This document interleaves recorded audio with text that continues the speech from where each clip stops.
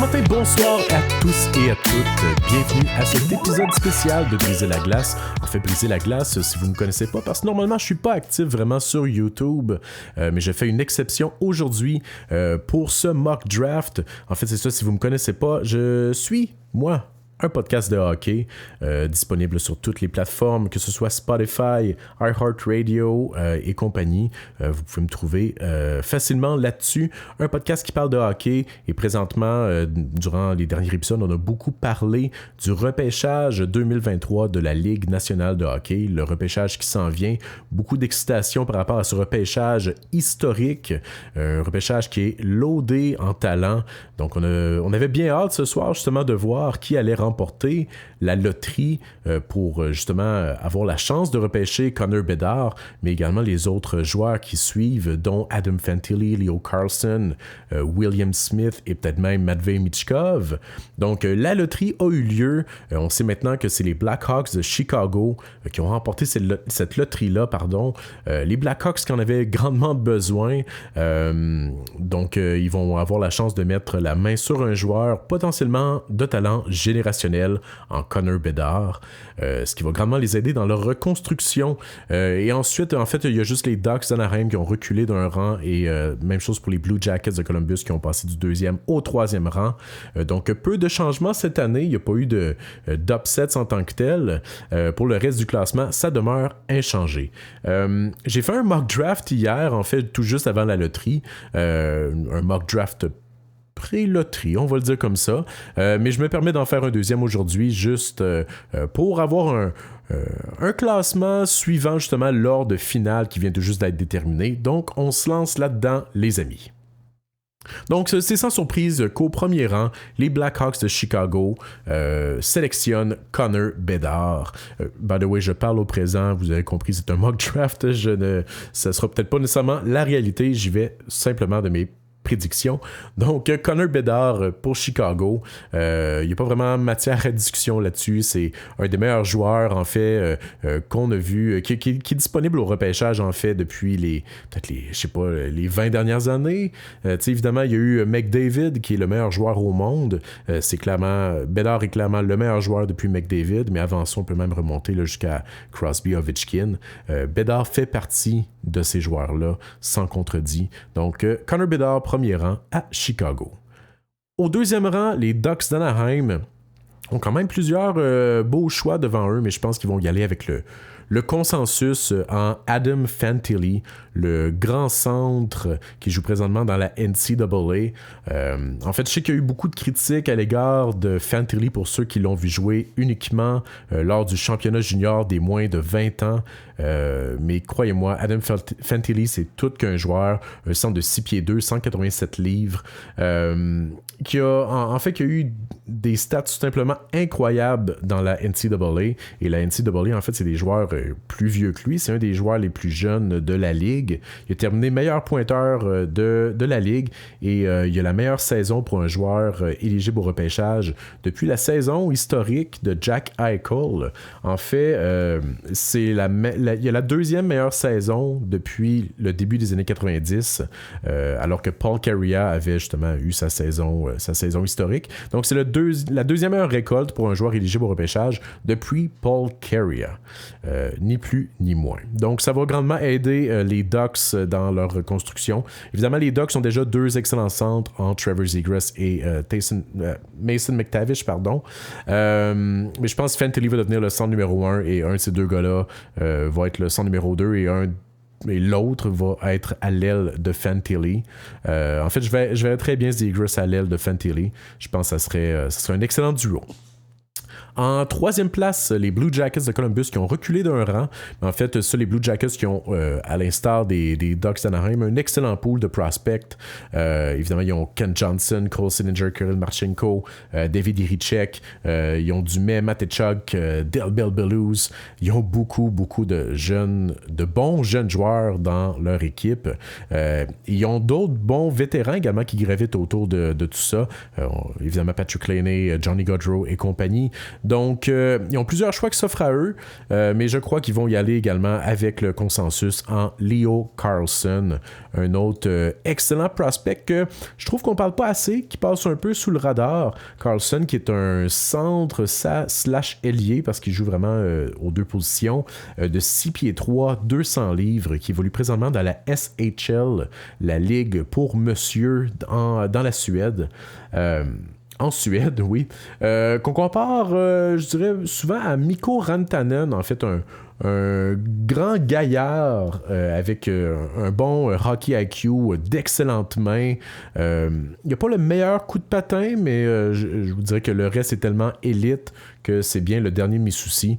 Donc, je vois très bien Leo Carlsson à l'aile sur un des premiers trios à Columbus dans les années à venir. En 4e position, les Sharks de San Jose. Les Sharks ils sont en downfall. Ils s'en vont vers une reconstruction. Ça va être long, ça va être pénible. Ils n'ont pas tant de prospects que ça. Évidemment, ils sont allés chercher plusieurs bons jeunes dans l'échange de Timo Meier. Mais sinon, c'est ça, ils ont Eklund, Bisted, Zetterlund, Mukamadulin, Bordelot, Avlid. Bref, ils ont quand même des bons joueurs, mais ils n'ont pas... Même si Eklund et Bisted, c'est des centres, je pense qu'il manque là, une pierre angulaire dans cette équipe-là. Et je pense que le candidat parfait pour ça, ça va être du programme de développement américain William Smith, qui est présentement un centre de 6 pieds, mais qui pourrait également très bien évoluer à l'aile, je crois, dans la Ligue nationale. Un des joueurs les plus talentueux du repêchage. Il y a tout simplement des mains magiques, un hockey IQ, du playmaking tout simplement élite. Il y a certaines critiques à son égard par rapport à son explosion sur patin, mais également par rapport à son intensité, son implication dans le jeu. On voit parfois passer comme quoi c'est un centre two-way, mais je suis complètement en désaccord avec cette affirmation-là. En fait, si ça vous intéresse, durant mon podcast, à chaque épisode, je parle de Will Smith. C'est de loin le joueur que j'ai le plus parlé. Je vous invite à aller écouter ça. J'en parle autant bien qu'en mal. C'est pas mon joueur préféré du repêchage. Évidemment, c'est probablement un des joueurs, sinon le joueur le plus électrisant du repêchage. On l'a bien vu, au championnat junior des moins de 18 ans. Toutefois, il y a des lacunes qui viennent avec ça. Il faut en être conscient. Mais si San Jose sont prêts à vivre avec ça, évidemment, ils ont d'autres joueurs de la sorte qui ont passé par là. Je pense qu'ils sont prêts à l'accueillir. Puis c'est un joueur qui peut avoir une production de 80-90 points, peut-être même 100 points dans la Ligue nationale. Donc, Will Smith, c'est le choix des Sharks de San Jose. Maintenant, le choix qui intéresse tout le monde, en 5e position, les Canadiens de Montréal. Ils ont beaucoup de choix intéressants qui s'offrent à eux. Évidemment, ils tombent dans le range. Parce que vous avez remarqué que Matvei Michkov, dans mon mock draft, descend. Michkov, là, pour ceux qui le connaissent peut-être moins, c'est sans contredit le deuxième meilleur talent offensif du repêchage derrière Connor Bedard, et même jusqu'à il y a à peu près 6 mois, en fait avant le championnat junior des moins de 20 ans, la question entre Bedard et Michkov pour être le numéro 1, personne ne s'entendait vraiment là-dessus. Le débat Michkov-Bédard ne date pas d'hier. J'ai retrouvé récemment des articles qui dataient de 2019 qui parlaient déjà de cette confrontation-là à venir. Ça date d'il y a 4 ans déjà. Mais là, c'est ça, la situation avec évidemment la Russie.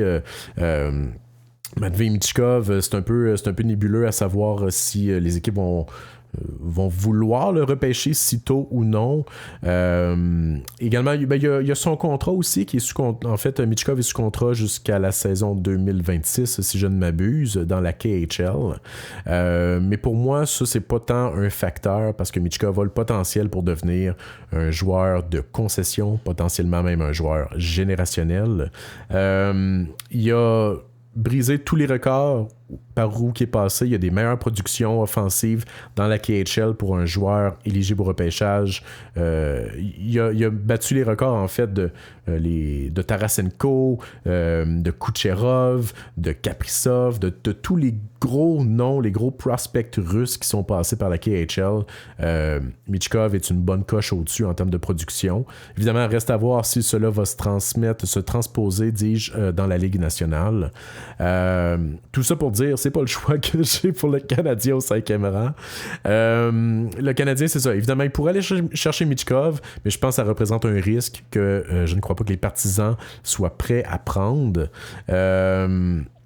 Il y a d'autres choix intéressants, évidemment. Zach Benson, on a aussi beaucoup parlé de Dalibor Dvorsky, un gros centre de 6 pieds 2, slovaque. Évidemment, dès qu'on a repêché Slavkovski et Mechar, déjà l'an dernier, le nom de Dvorsky sortait parce que c'est lui qui jouait avec eux. Mais moi, j'ai un gros penchant pour un joueur du NTDP, du programme de développement américain, et je le vois très bien fitter à Montréal. Je parle ici de Ryan Leonard, un ailier droit de 5 et 11, 6 pieds à peu près. Probablement un des joueurs avec le meilleur moteur de tout le repêchage. Un joueur intense, qui a un compete level très haut, qui a un excellent coup de patin. Puis il y a un lancer aussi que je considérais de sous-estimer. En fait, Leonard joue présentement à l'aile de Will Smith et de Gabe Perreault dans le programme de développement américain.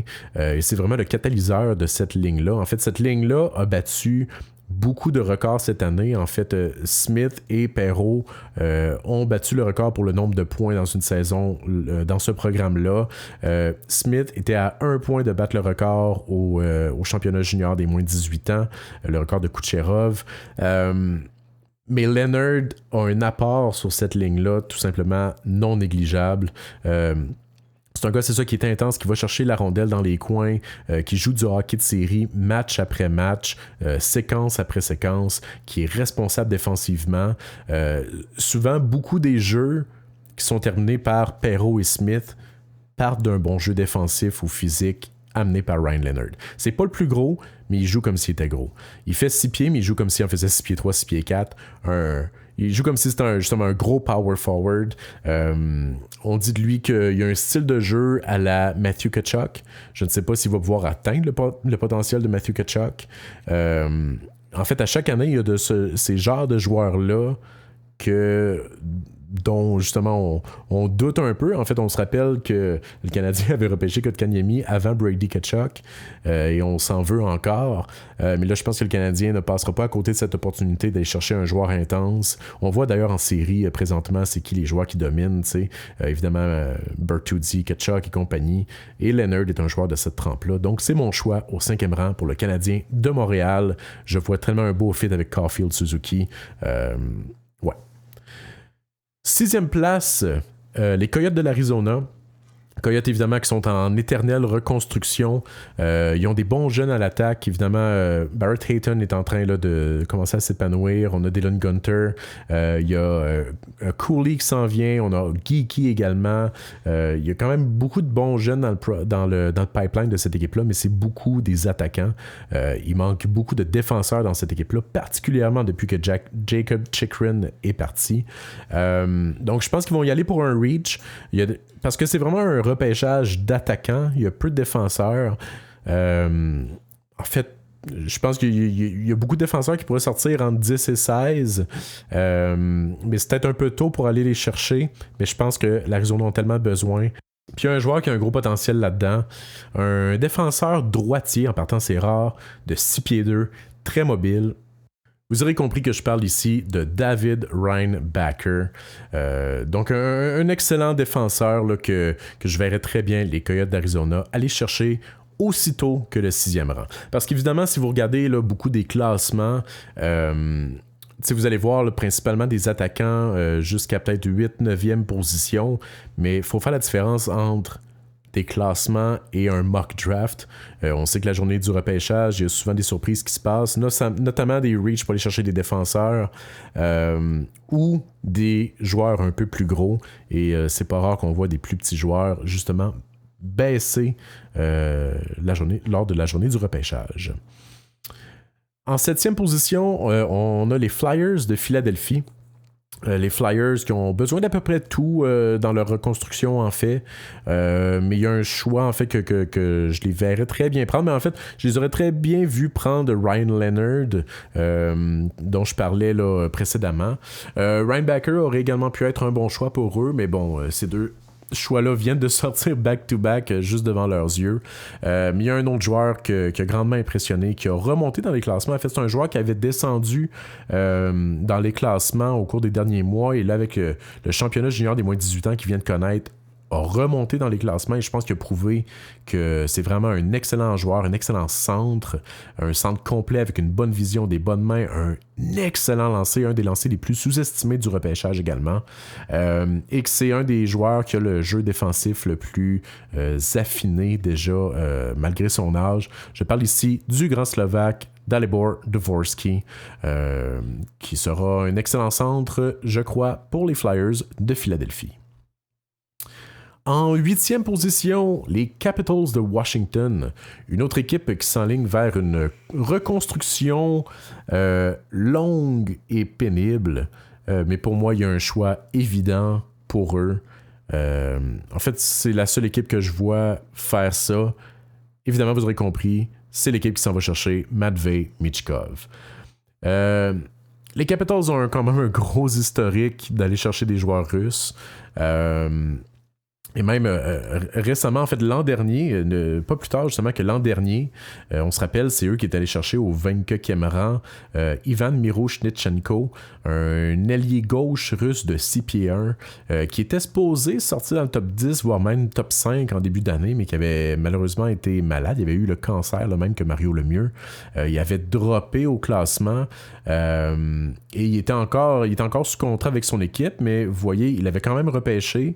Ils ont réussi là, il y a une semaine ou deux à faire annuler, à briser son contrat, je devrais dire, dans sa ligue de Russie et à le signer. Donc Miro, joueur qu'on pensait qu'il viendrait peut-être jamais en Amérique du Nord, va venir déjà l'an prochain. Donc s'il y a bien une équipe qui a de l'expérience avec les joueurs russes, que je crois qu'ils sont bien plugués également là-bas, et qui sont prêts aussi à attendre. Parce que Michkov, oui, il y a le volet russe, mais il y a le volet contractuel, que, comme je disais tantôt, pour moi, c'est pas vraiment un enjeu parce que c'est tellement un joueur de haut talent. Mais les Capitals, ça s'en va juste en descendant. T'sais. Puis c'est un des pires pools de prospects de la ligue. Évidemment, ils ont Lapierre, McMichael, puis Chesley, puis Miro dont il était question. Mais ça s'arrête pas mal là. Ils n'ont pas grand-chose. Donc d'attendre Michkov, ça va être la bonne chose pour les Capitals. Puis ça va les remettre sur la track dans 4-5 ans. Au 9e rang, les Red Wings de Détroit. Moi, il y a un joueur que j'adore, qui est encore disponible, puis c'est un joueur que je trouve qui baisse un peu dans les classements, mais pas parce qu'il joue mal, mais j'ai l'impression que il y en a d'autres qui ont eu plus de visibilité puis qui l'ont redépassé dans les classements, mais que objectivement, quand tu le regardes jouer, c'est un des très bons joueurs de cette cuvée-là, de ce repêchage-là. Et c'est un attaquant et Détroit ont justement besoin là, de centre et d'ailier. Et je parle ici de Oliver Moore, un des joueurs les plus rapides du repêchage, un joueur très bon défensivement avec un excellent lancer. Je pense qu'il est meilleur playmaker que ce qu'il laisse transparaître. Pour moi, Oliver Moore, c'est un de mes joueurs préférés du programme de développement américain, en fait. Il se passe de quelque chose de spécial à chaque fois qu'il est sur la glace.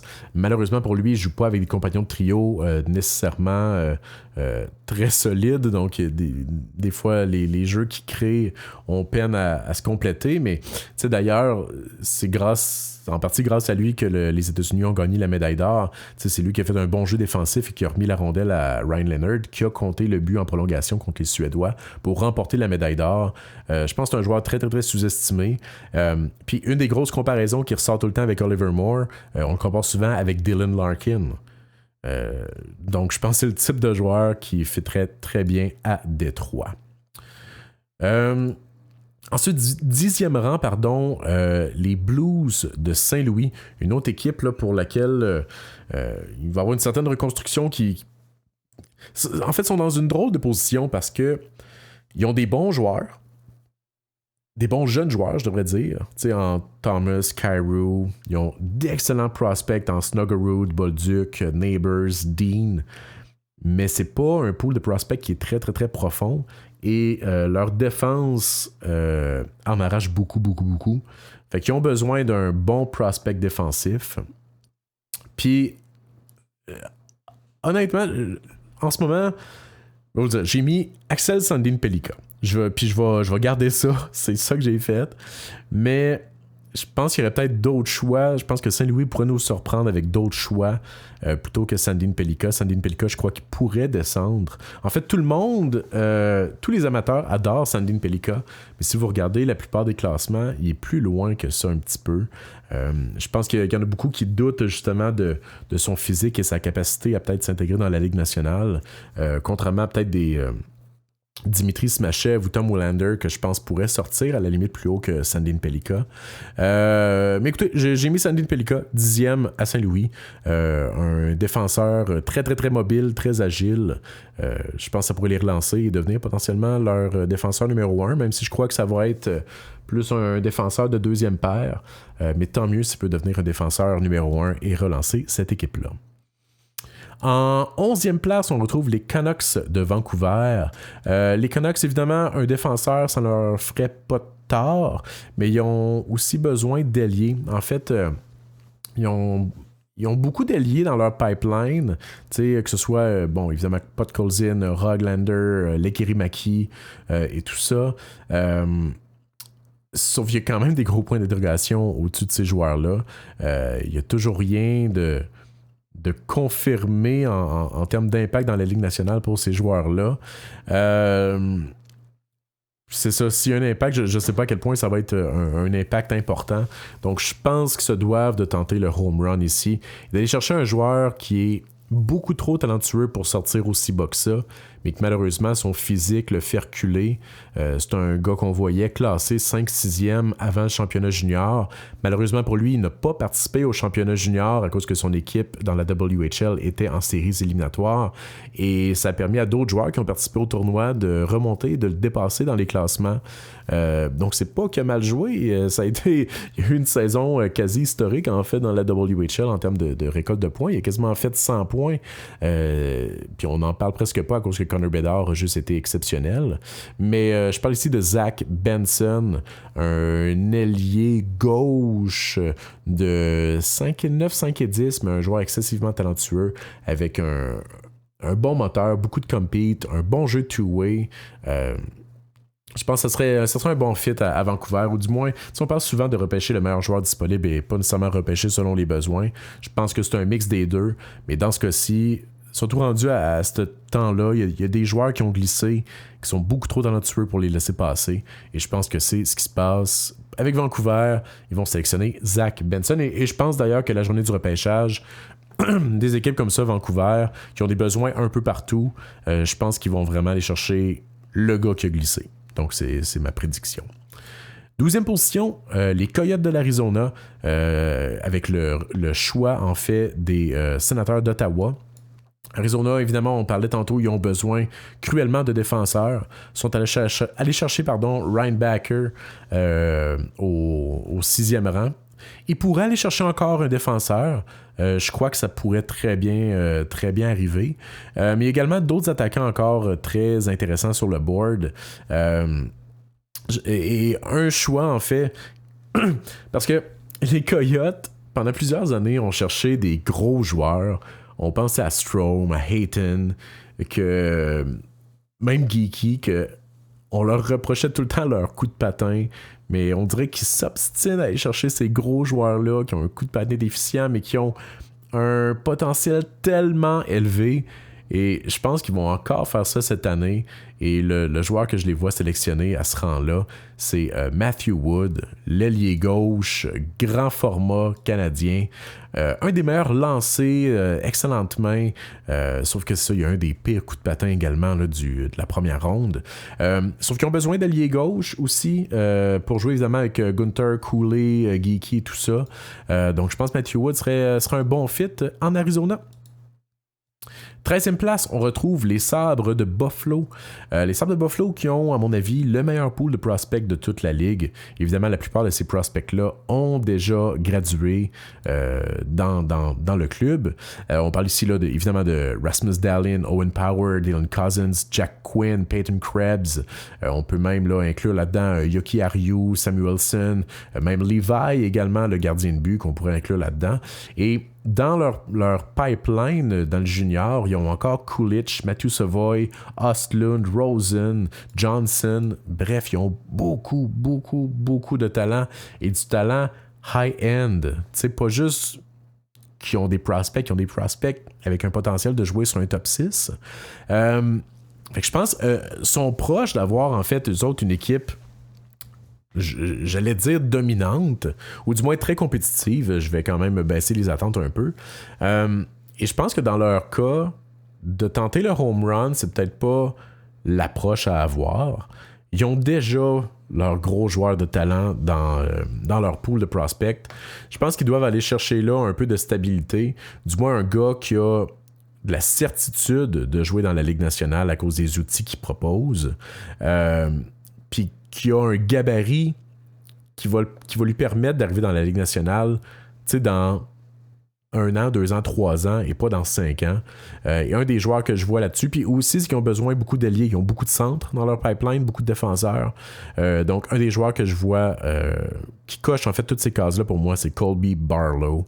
Pas nécessairement un potentiel pour jouer sur une première ligne, mais je pense que Barlow a tellement un bon jeu all-around.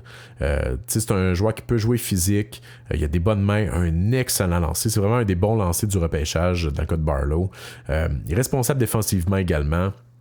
Il a pas un mauvais coup de patin malgré son gros gabarit. C'est ça, il est très mature également physiquement. Fait que je pense que c'est un gars qui d'ici quelques années, va pouvoir joindre la Ligue nationale en plein justement dans cette ascension là des Sabres de Buffalo. C'est un allié qui va pouvoir jouer dans le middle six, donc 2e, 3e ligne pour cette équipe-là. Donc Colby Barlow pour les Sabres de Buffalo. En 14e position, on a les tristes Pingouins de Pittsburgh. Évidemment, dans le cas des Pingouins, c'est bientôt la fin de l'ère Crosby, Malkin, Letang. Ils se doivent de reconstruire et contrairement à Buffalo, tu sais que Buffalo, je pense qu'ils se doivent d'aller chercher les petites pièces complémentaires qui leur manquent afin de compléter leur line-up. Je pense que Pittsburgh, au contraire, se doivent d'essayer quelque chose, d'essayer un coup de circuit. C'est pas le temps pour eux autres de repêcher un gars qui va finir centre de 3e trio ou 5e défenseur. Je pense qu'ils se doivent d'essayer avec un gars dans le fond qui va être un hit or miss là, qui va être un boom or bust comme qu'on dit. Et un des joueurs que je vois être un bon choix pour eux. Parce qu'en fait, ça, Pittsburgh ont un pool de prospects qui est complètement vide, évidemment. Pierrot Joseph, Sam Poulin, Ty Smith qui sont déjà avec l'équipe. Sinon, Owen Pickering à la défense. Et c'est pas mal tout. Fait qu'il faut qu'il aille chercher le joueur qui a le plus haut potentiel, le plus gros upside. Et je parle ici un des plus gros risers. Un joueur qui a terminé meilleur pointeur. En fait, qui a battu des records, qui a fini meilleur pointeur de son équipe, qui est une équipe dominante dans le junior. Je parle ici de Jacob Perreault, oui. Non, son frère, Gabriel Perreault, le fils de Yannick Perreault, qui joue présentement pour le programme du développement américain sur la même ligne que William Smith et Ryan Leonard. Perreault qui a battu le record pour le plus grand nombre de points dans une même saison pour un joueur du NTDP. Il a battu le record de nul autre que Austin Matthews. Il a terminé 2e meilleur pointeur du tournoi des U18, une récolte également historique. Un joueur excessivement créatif, qui a un bon sens du jeu, qui joue avec une belle intensité, mais qui n'a pas le plus gros gabarit. Il n'est pas petit non plus, il fait je pense 5 et 11, mais il a l'air d'être plus petit que ça, et c'est vraiment son coup de patin qui le retient. Mais c'est un des joueurs les plus intelligents du repêchage. On le voyait généralement 20-25e dans la plupart des classements. Depuis le championnat des moins de 18 ans, on le voit maintenant dans certains top 10. Donc, je pense que les Pingouins pourraient prendre une chance avec Gabe Perreault. En 15e place, les Preds de Nashville, qui ont besoin de pas mal toutes, eux autres aussi, mais je pense particulièrement d'un centre. Il y en a un encore disponible sur le board que je vois et qui, pour moi, un très très très bon fit pour les Preds. Puis c'est bizarre comment je vais le dire, là, ça va sonner un peu mesquin pour eux autres, parce que je trouve que c'est un joueur qui fait bien dans leur environnement, mais c'est un joueur qui fait tout bien, mais qui excelle pas dans rien. Fait que pour moi, c'est vraiment un joueur qui fit bien dans le cadre de Nashville. Puis il aime ce type de joueur-là, tu sais, joueur travaillant, joueur intelligent, joueur responsable défensivement. Je parle ici de Nate Danielson. Un autre gars assez riser, je vous dirais qu'on voit même dans certains top 10. Je sais qu'il y a Corey Pronman qui le classe 5e, si je ne m'abuse, devant même Will Smith. Mais on le voit également 20-25e dans d'autres classements, donc c'est difficile de savoir où il se situe réellement, mais je pense que Nashville, Nate Danielson, c'est vraiment là que ça va se passer. S'il y a bien une équipe qui peut avoir de l'intérêt pour ce type de joueurs-là, je pense bien que c'est eux. 16e place, donc la dernière place là, qu'on connaît, les Flames de Calgary. Eux autres aussi n'ont pas un gros pool de prospects, sauf qu'ils ont quand même des espoirs très, très, très talentueux. On parle évidemment là, de Pelletier, de Coronato, de Zary, de Poirier, de Wolf. Mais il leur manque cruellement des défenseurs.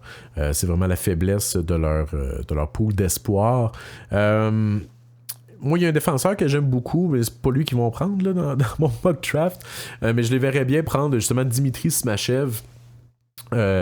Qui est, c'est sûr, un défenseur format géant, un des meilleurs défenseurs défensifs de tout le repêchage, mais qui a un talent caché également en attaque. C'est un gros gabarit, je pense qu'il est 6 pieds 5, si je ne me trompe pas.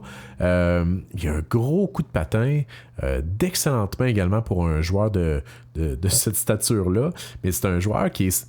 C'est un stay-at-home, mais que des fois, il monte la POC, puis pour vrai, allez voir sur Twitter, il y a des clips de lui qui montent la POC, puis tu te dis, OK, ce gars-là, il est bon offensivement, mais il le sait juste pas, tu sais. Ou il le sait, mais il veut pas encore explorer cette track-là. Mais c'est ça, je pense qu'ils vont plutôt se tourner vers un défenseur que sa mobilité est déjà établie, qui peut également jouer physiquement, et qu'en plus de ça, est droitier. Un autre gros riser, un joueur qui a excessivement... impressionné lors du dernier championnat junior des moins de 18 ans. Je parle ici du défenseur suédois Tom Willander. Défenseur que j'aime beaucoup d'ailleurs. Dans mon mock draft d'hier, je l'avais mis beaucoup plus haut que ça. Si vous voulez aller écouter ça juste pour voir là, un peu qu'est-ce que je dis sur ces différents joueurs-là, je vous invite à aller l'écouter. Mais ouais, Tom Willander, c'est mon choix pour les Flames de Calgary. J'aurais aimé prédire le 17e choix pour le Canadien de Montréal, mais comme c'est parce que le Canadien de Montréal qui détient le choix de première ronde des Panthers de la Floride, qui aurait dû être 17e si les Panthers s'étaient fait éliminer par les Bruins de Boston. Malheureusement, c'est pas arrivé. Il y a encore espoir que les Maple Leafs les éliminent en deuxième ronde, ce qui changerait rien à l'ordre de repêchage. Toutefois, les Panthers mènent présentement 3-0 cette série-là. Et on sait que, je pense qu'il y a 4 équipes dans l'histoire de la Ligue qui ont comblé un déficit de 3-0. Donc, on peut prendre pour acquis que ce choix-là ne sera pas 17e, mais risque plutôt d'être 29e ou 30e, malheureusement. Donc, c'est ce qui conclut mon mock draft. Juste pour résumer... en fait, je résumerai pas, vous l'avez à l'écran, je suis habitué de résumer parce que normalement c'est juste un podcast audio, mais vous l'avez à l'écran en fait. Bedard, Fantilli, Carlson, Smith, Leonard, Grindbacker, Dvorsky, Michkov, Moore, Sandin, Pelika, Benson, Wood, Barlow, Perrault, Danielson, Willander. Et je rappelle que c'est un mock draft et non un classement des meilleurs talents parce que sinon Michkov serait 2e. Sur ce, merci pour votre écoute, c'est très très très apprécié et si vous voulez écouter mon podcast, je vous invite à le suivre sur les différents réseaux sociaux, Briser la glace, également Briser la glace, _podcast.com si vous voulez accéder directement au site. Merci et à la prochaine.